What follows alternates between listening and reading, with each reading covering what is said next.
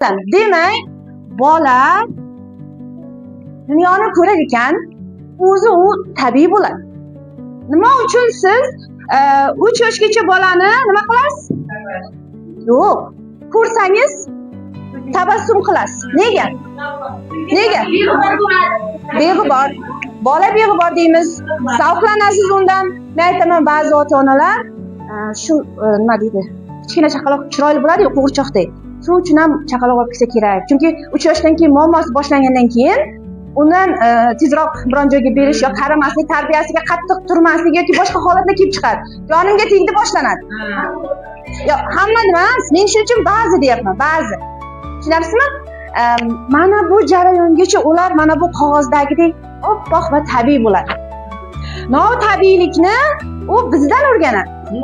Muhitdan o'rganadi. To'g'rimi? U genetik bo'lmaydi, notabiiylik, irsiyatdan o'tmaydi, notabiiylik faqatgina muhit va tarbiyaning ta'sirida qoladi. Ana endi notabiiylik nima?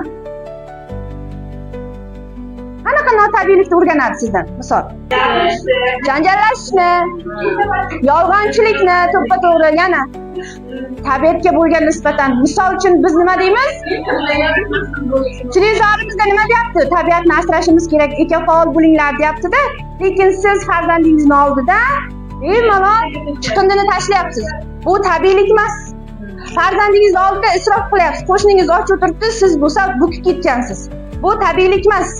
Tabiiylik deganda faqat tashqi ko'rinish va nima desam, insonga bo'lgan masalan sintetik mato emas, tabiiy mato kiyishga kirmaydi. Yoki tashqi go'zallik emas. Tabiiylik bu sizni har bir qilayotgan ishingiz, so'zingiz, harakatingizga mos bo'lishi tabiiylik. Tushunasizmi? Men tirnoq qo'yishni yomon ko'raman deb men bu yoqqa o'tib tirnoq qo'yishingiz bu tabiiylik bo'lmaydi. Misol keltiryapman. Demak, bola ham mana shu jarayonda o'zi tabiiylikni saqlab qoladi va u har bitta bolada e'tibor bering, mana bu narsa olimlar, Amerika olimlari isbotlaganki, 3 yoshgacha mana shu STEM texnologiyalari, ya'ni 5 ta fan o'zi ularda rivojlangan bo'ladi. Tushunasizmi? Rivojlantirsangiz bo'ladi. Qachonki biz rivojlantirmaganligimiz natijasidan bugun ongli bolalarni yo'qotib qo'yapmiz.